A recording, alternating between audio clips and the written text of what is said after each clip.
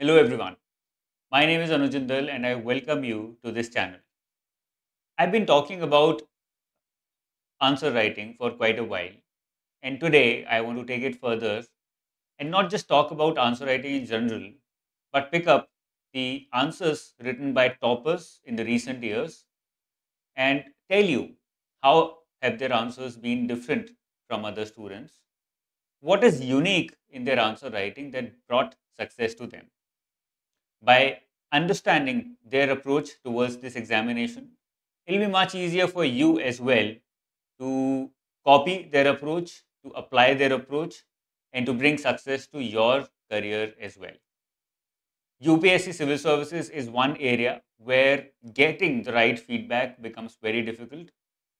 You know what you have done, but you don't know what was wrong in that, whatever you did.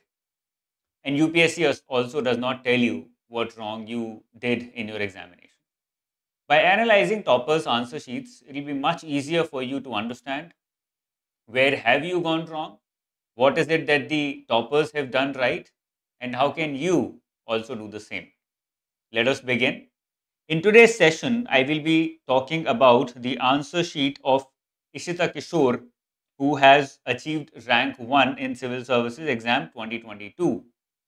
I will pick up her questions and answers written by her in GS3, and through those answers, we will understand her USP, unique selling points. What were the unique ways through which she ensured that she would get very good marks in GS as well as optional, where answer writing is involved? And how can you also follow the same approach and bring success to yourself as well? Let's first have a look at the marks attained by Ishita Kishore in Civil Services Exam 2022. In essay, as you can see here, thoda blur hai ye, but you can see it clearly. In essay, she scored very high 137 marks. In GS 1 and 2, 121 and 130. In GS 3, 88 and GS 4, 112. Now, GS 3 is an outlier because even though students are doing many things right, even then they are getting less marks. And I will be talking about the reasons behind scoring less marks in GS3 and how can you change that in future videos as well. For now, through her marks, we can see that she's got decent average to above average and very high marks in all the subjects, which tells us very clearly that there was something unique about the way she wrote answers. Her answer writing must have been very refined because only then can you ensure such high marks. In PSIR, she scored very high marks, above 300. In personality test as well, 193. Okay. If you're taking the big decision to take civil services exam, no matter how much intelligent you are, you have to put in the hours, you have to put in the work. And that's what she said, and that's what she's done in 2022 civil services exam, because of which she's got rank 1. So what is it that she's put her hours in? Where has she put in the work? Because of which she was able to top the mother of all examinations. Let's first have a look at all the USPs and then I will analyze these USPs for you. What are all the USPs that were found in her answers? Number one, she started often and ended often with quotes and statistics in the introduction. Now, this is something very difficult to attain if you are a person who's not very fond of quotes, or who does not uh, who's not able to memorize or remember the quotes. But if quotes come naturally to you, then you can certainly apply this as well. Statistics in introduction is something that can be learned with ease. Even though you might not be very good at facts, you can learn this and can apply this in the examination, and it is very effective because it automatically brings credibility to your answer. She also wrote in points. Now, this is something that majority of the students follow, so I don't think there's something uh, unique, or I would say very big about it. But her pointers were very refined, and we'll see that. She often wrote a lot of examples, and these examples were relevant. Only writing examples is not enough. You have to write relevant examples, and they have to be written in brief. Why? Because you do not have such space that you can write very, I would say, detailed examples, that opportunity or that kind of luxury you don't have. She often boxed headings, which means that whatever headings and subheadings she gave, she would put it in boxes, which sounds like a very easy approach, nothing difficult about it. But it becomes difficult because of the kind of pressure that you write UPSC Civil Services mains in. You have to write 20 questions in 3 hours, 180 minutes, which is a lot of work. On an average, you're writing one answer in 7 to 9 minutes. Therefore, boxing the headings, underlining things, it is a difficult task and time consuming process. Variety in flowcharts. She did not only introduce flowcharts and write in flowcharts through the process of flowcharts, she also made sure that there was a lot of variety in flowcharts. And at the same time, she also made sure that there were a lot of diagrams as well. Now, this is something that normally we find missing in many answer sheets. One person might not be writing any using any flowcharts or diagrams. Another person might be limiting to 2 or 3 types of flowcharts. Another person might be limited to 2 or 3 types of diagrams. But she brought in a mix of all of these, and that is what ensured that the examiner stayed interested in her answers. Futuristic and positive conclusion. Her conclusions were very interesting, and that is what forced the examiner, in my point of view, to give her not only average or above average marks, but to give her extraordinary marks. So that is something that we will also learn from her answer sheets. Okay, let's have a look at the USPs one by one. Let's analyze them one by one. And through these pictures that I have taken from her actual answer sheets, you'll be able to understand how did she implement these USPs in reality. Number one is use of quotes, stats, and facts in the introduction. There was a question on WTO and India's problems with WTO with respect to agriculture and fisheries, and she started very basic answer, did not have anything to do with current affairs or anything like that. Very basic answer. WTO was established in 1995 with Uruguay round. There have been disagreements between the global north and global south, started in Doha around 2001, and fisheries is one such area of confrontation. Very simple, very relevant fact, very relevant fact again. And third fact, Doha around 2001, again, very relevant fact. So, through such facts and through such basic writing, which was very relevant for the examination from the point of view of the question that is being asked, she was able to make an impact on the examiner that I know this. Okay. I'm not just beating around the bush. I've not just read the newspaper only. I have understood the concepts behind whatever I'm reading in the newspaper as well.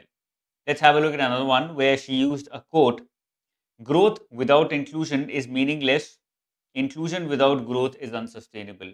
Now, this question was about inclusive growth and financial inclusion. And she picked up one keyword here, that was inclusive growth or inclusion in general, and she used that one keyword to write a quote. She started with this quote in the answer, and it was very impactful. As a reader, I felt that she understands the intensity and the importance of inclusion in for the economy as a whole and for the development of a developing country like India. Third one, as per CGWA, over 25% districts in India are water stressed. This makes micro irrigation the need of the hour. Again, starting with the fact, starting an answer with a fact, that automatically brings a lot of credibility to your answer. So this is one thing that was unique. You can decide to ignore it completely. You can decide to adapt with it completely. You can also pick up some things and lose some things. If you're not very good at remembering quotes, you can lose it and you can focus on facts. You can focus on conceptual clarity in the introduction by defining something.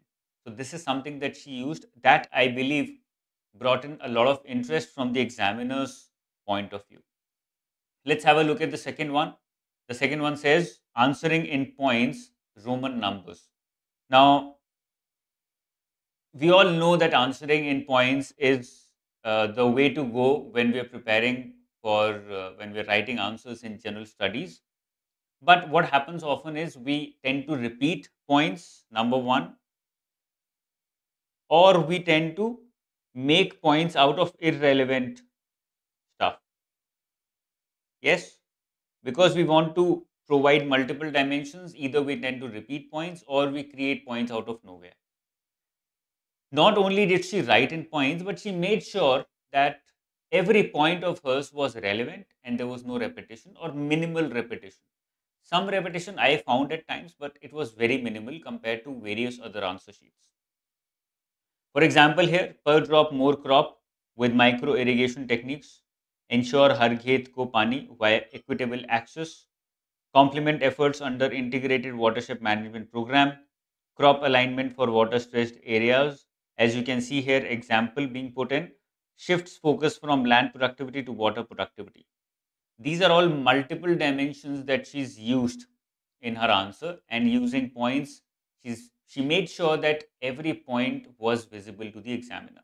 This is something that all of us start with at very early stage when we start with answer writing. So I don't think it's a very difficult task. Let's come to the third one, example for each point and underlining the term example. Now, not only did she make sure that she was writing example for almost all the points that she was giving, but at the same time, she also underlined the term example. And my team felt that this is important because this is highlighting the word example again and again, which attracts the examiner towards this, and by giving relevant examples she's impressing the examiner as well. So something like this can also be followed by aspirants who are thinking of preparing or are preparing for civil services. Here you can see presence of large global players, example US, Israel, Russia. India's second largest importer, example CIPRI data. Even when she did not give the data, she just wrote CIPRI data so that the examiner knows that, okay, you understand about CIPRI and what kind of data this organization provides. Low progress in large defense products. Uh, Iron Dome of Israel, third US, S-400 Russia. Low budget for research, example less than 1% of GDP. So this is the way that she not only used the limited space that she has, but also impressed the examiner by giving relevant examples and not just forced examples. Okay. Number four, boxed headings. As you can see here, the major subheadings have been boxed here, and this will become even more relevant when we have an actual look at the actual example, actual answer that she's written, because there we will come to realize that one question is asking three to four things, and she's able to answer all these three, four things with ease because she's organizing it so well. Before answering the actual, writing the actual answer, she's organizing it well in her head, and once she writes it, she's organizing it well on paper as well. That brings a lot of clarity to the examiner's mind that she's written everything. So this is something that I have seen majority of the toppers have been following. So you should start doing it as well. Okay. Number five, variety in flowchart types. As you can see here, there's a lot of variety in the kind of flowcharts that she's using. Here we have a circular one. Here we have a tree. Here we have a basic flowchart. So these are the ways in which she's using the space well. So if you've not done it already, please start creating flowcharts, creating the themes, different themes of flowcharts, and start practicing that in whatever answer you write. Even in your notes, if you're making them on paper, you can start using these flowcharts. Even if you're making notes in MS Word online, you can start using a lot of flowcharts. Ultimately, you have to provide variety as well so that the examiner feels, does not get monotony, does not get bored by reading your answers. He feels that you're bringing in a new flowchart which is more relevant to that answer, to that explanation. Okay. Use of diagrams and maps. Word map is something that you have to thoroughly remember along with India's map. Now she's drawn in India's map, and she's done a fairly good job at it along with PSI or optional. If you're from geography optional, of course, you will have an edge. But even then, Ishita has done a beautiful job here using diagrams as well. Okay, diagrams need not be too refined, but they should not be incorrect. They can be very crude. Here you can see it is a very crude diagram, nothing fancy, but it is not incorrect. That is important.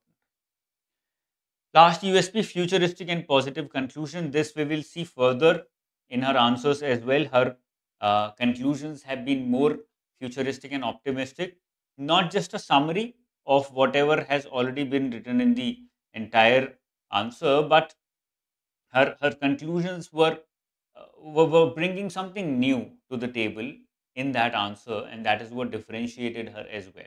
Okay, let's start having a look at her answers. The first one, let's have a look at this one. The question says fiscal policy can be a key tool to reduce income inequality as well as make the poorest and the downtrodden part of the country's growth. Discuss in the context of India. This might be a little blur because I'm zooming in a lot and because this has been taken as a picture from the actual answer key. Fiscal policy can be a key tool. I'm repeating it. Fiscal policy can be a key tool. So the keyword here is fiscal policy to reduce income inequality, number one, as well as make the poorest and downtrodden part of the country's growth story. So income inequality and inclusiveness. Okay. Discuss in the context of India. So these are the two things that we have to discuss about how fiscal policy can reduce income inequality, can increase inclusiveness. Let's see what she has written. Growth without inclusion is meaningless, and inclusion without growth is unsustainable. So directly she's picked up inclusiveness as the keyword and used that to write a quote. This gives a pivotal role of fiscal policy in ensuring balanced development. How can it reduce income inequality? Welfare expenditure, fiscal policy. You could have also started by defining fiscal policy. Nothing wrong with that. Okay. When you are not able to understand of anything fancy, then start with the definition, as she did in the WTO answer that we just discussed very briefly, and we are going to discuss it again. So you could have defined fiscal policy, what is the meaning of it as well. How does it reduce income inequality? Through welfare expenditure, for example, 2 lakh crore food subsidy, through progressive taxation, through social security measures, through crisis management. Here you can see health schemes like Ayushman Bharat, Garib Kalyan Yojana, so crisis management, needs of ensure needs of informal sector, PM Swanidhi for street vendors. So what has she done? She's given examples after every point, number one, and she's answered directly what is being asked. That is how fiscal policy can reduce income inequality. And how can it include poor and downtrodden? How can it and how does it try to increase inclusiveness? Agriculture subsidies, tribals, these are all poor people and downtrodden, and it is trying to, fiscal policy tries to include these people in the process of development. How? Agriculture, by providing subsidies. Tribals, by schemes like Goal and Stand Up India. Women, Matru Vandana Yojana. Minorities, Ustad scheme. Old age, PM Vayushri Yojana. So this is how, in very little words, she is able to send across the right message that, okay, this is the way fiscal policy ensures that poorest and the downtrodden people are also included in the process of development. That's it. That's what she's done. The only thing she's done well here is she was able to compress everything in a small space. Plus, she was able to answer everything. She did not miss out on anything. And this is something that I rarely find because a lot of students end up focusing too much on one part of the answer and too little on another part of the answer. But she's done a beautiful job by ensuring that she's focusing on all the parts of the answer well. Okay. The need of the hour is to increase women labor force participation rate. Skill development, she's given numbers as well. McKinsey holds it can increase GDP by 60%. Help manufacturing sector take off for labor intensive growth, example PLI scheme. This can ensure Atmanirbharta in a developed country by 2047 with gender equality and inclusiveness using fiscal policy measures. So that's it. So the conclusion also is not repeating what has already been written, it is introducing new schemes and programs and vision document of whatever the government has said. So new schemes, programs, vision of the government, all of that has also been introduced in the conclusion if it was not mentioned in the introduction or the body part. So this is what differentiates and this is what was unique about her answers. They were very holistic in nature. She was making sure that she's writing facts, she's writing schemes, she's writing vision, she's conceptually clear, and she's writing a balanced answer. These are the keywords that probably she had in her mind before she started writing every answer. And by doing it over and over again, she made sure that she mastered this art. Okay. If you analyze answer one, you will see that the quote was relevant, very important. Incorporation of current affairs in data in the form of data and schemes, a lot of schemes, a lot of data, highlighted the keywords, and multidimensionality and diversity was visible. She talked about all the sections who are poor or downtrodden or vulnerable, whether it is agriculture, women, tribals, old age, or minorities. By talking about, or when talking about income inequality and how fiscal policy tries to reduce income inequality, she was able to write a lot of areas ranging from welfare to taxation to social security to crisis management to informal sector. A lot of different dimensions are being covered here, and that is beauty. That is the beauty of the answer as well. Okay, let's pick up another question and the answer. While an agreement was recently reached at the WTO on a deal to curb harmful government fishery subsidies, certain concerns raised by India suggest that the matter will require further negotiations discuss. Now they're talking about WTO. What are the keywords here? The agreement reached at WTO on a deal to curb harmful government fishery subsidies. So the first keyword is WTO. Number two, government fishery subsidies or fishery subsidies. Number three, concerns raised by India. Okay, so she's started very simply by defining WTO, established in 1995 with Uruguay round, disagreements between global north and south starting from Doha round, and fisheries is one such area. Recent WTO deal. तो recent WTO deal जो हुई है to curb government subsidies in fishery sector, what are the points of that deal? Number one, that is first part of her answer. And secondly, she's talked about the concerns that have been raised by India in the same deal. Number one, against unsustainable climatic practices, example, bottom trawling in Park Bay, high levels of pollutants found in marine products, for example, mercury, impact on biodiversity in marine life, example, 1 million species under threat of extinction, carbon footprint, government subsidies, distorting not just international market but also policy bias, one health approach of WTO, which says that health of animals, humans, and ecosystem are linked together, and poor fishery practices threaten them. Again, multidimensional understanding of what the WTO deal on reducing the impact of government fishery subsidies and how government fishery subsidies are harming the environment. That was highlighted by her. And then, what are the concerns of India? Of course, India would say that the phytosanitary guidelines which have been issued or marked by WTO are another way of non-tariff barriers, because that is how they can ignore or neglect or reject the exports of Indian fisheries by saying that they're not following the required guidelines. Number two, the gap between global north and south is increased and not compressed through such concerns, such deal which is reached under WTO. Number three, welfare approach requires them to cater for lives and livelihoods of poor coastal population.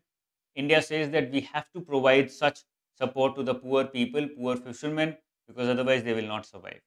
Income support does not mean trade distortion, and international boundaries must be adhered to. For example, Italian Marines case.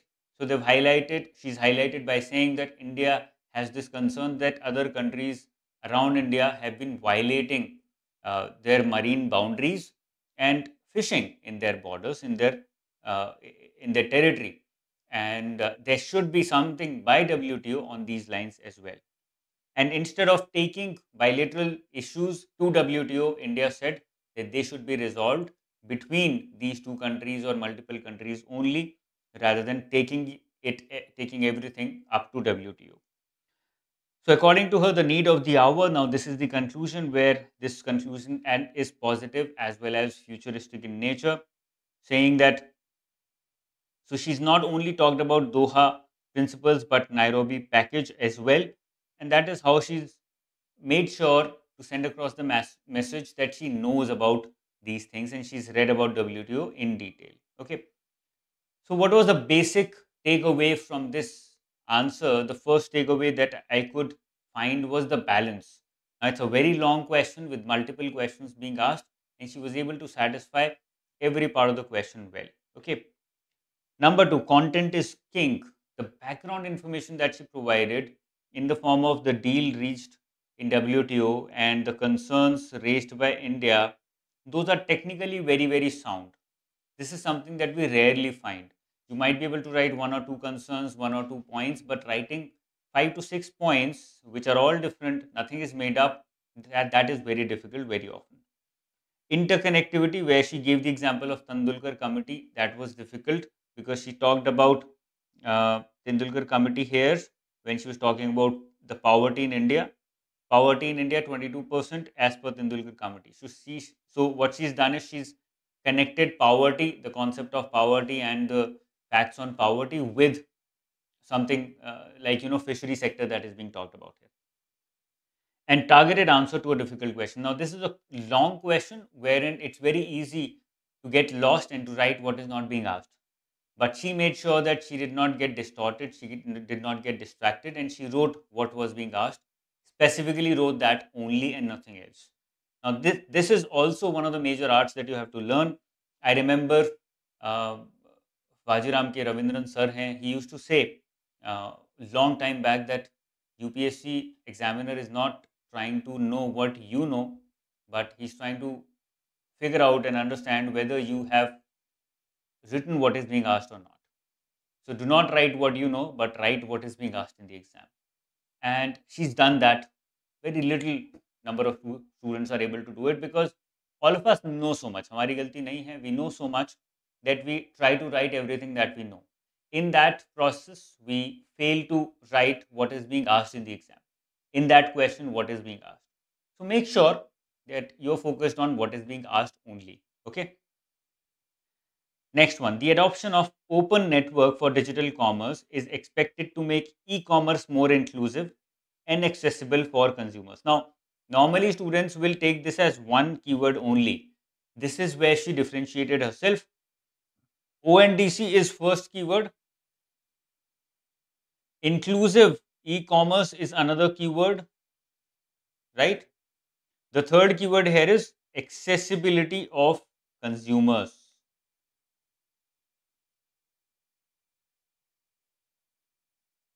So she divided her answer into three parts. She first explained what ONDC is. Secondly, she talked about how it makes e commerce more inclusive. And thirdly, she talked about how it increases accessibility for consumers. This is how she was able to differentiate herself and write something very unique. Let's have a look at the answer. Ministry of Commerce initiative for ONDC seeks to democratize e commerce by reducing barriers to entry for smaller players. E-commerce needs inclusivity, dominated by few large players creating oligopolic tendencies, for example, Walmart buying Flipkart, lack of open source codes, example, Apple's iOS, exploitative practices for platform workers, Blinkit 10-minute delivery, encourage MSMEs to participate in Digital India mission, example, ease of doing business. So she's talked about oligopoly, she's talked about how open source is missing. Thirdly, she's talked about the welfare of workers working there. Fourthly, she's talked about the businesses themselves, how it reduces competition in the market. And lastly, she's talked about startup culture, propelling startup culture and creating big enterprises in India from India itself. So, how e-commerce needs provides e-commerce needs inclusivity, and ONDC provides it or aims to provide it. That is being mentioned here by her. And look at the dimensions. All of these dimensions are completely different. And how it makes accessibility for consumers better. Algorithms induce bias, social media sale, and these algorithms are removed when you're buying something or dealing on ONDC platforms. Players sell own products highlighted by competition in Competition Commission. In case of Amazon, that is not the case. On ONDC, it does not have its own products. It's only the sellers coming in and selling their products. Reducing choice, that reduction in choice does not happen on ONDC. And local content requirement can fuel Make in India. ONDC primarily caters to the Indian MSMEs and Indian startups, and that is how the local production can increase. So, this is how she's written a very balanced answer, where instead of just focusing on one part of the answer or the question, she's focused on all the parts. She's given enough space to all the parts. Automatically, your marks increase by half a mark or 1 mark in every answer. This means if you're writing 20 answers, 20 marks or about 10 marks you've already increased. This is how you get an edge in the examination. So make your answer writing very targeted. Don't let it be very generic in nature. Don't just start writing. Understand the right way to write. Try and understand how toppers are writing and how is their writing better than yours. And try to inculcate all of that in your answers as well. Okay. So this was all about Ishita Kishore's answers. I hope her USPs, why she was successful, how she could attain rank number one, the explanation was useful for you. If you need to revisit her copies and read it in more details, you can easily Google her. You'll be able to find it online as well. I will keep coming with more toppers answer sheets because every topper has a unique story to sell. And I want to bring out all those stories. I want to bring out how every topper made sure her or his name in the list, in the final list in UPSC Civil Services. If you have anything to say, if you want to reach out to me and ask me anything, you can do so in the comment section below. You can also reach out to me via my website, anujjindal.in. You will be able to find my number as well as my details out there. I'll see you very soon with another video on the same, wherein I will be picking up toppers' answer sheets and we'll try and understand together what are the USPs in their answer sheets as well. All the best, guys. Take care. Bye bye.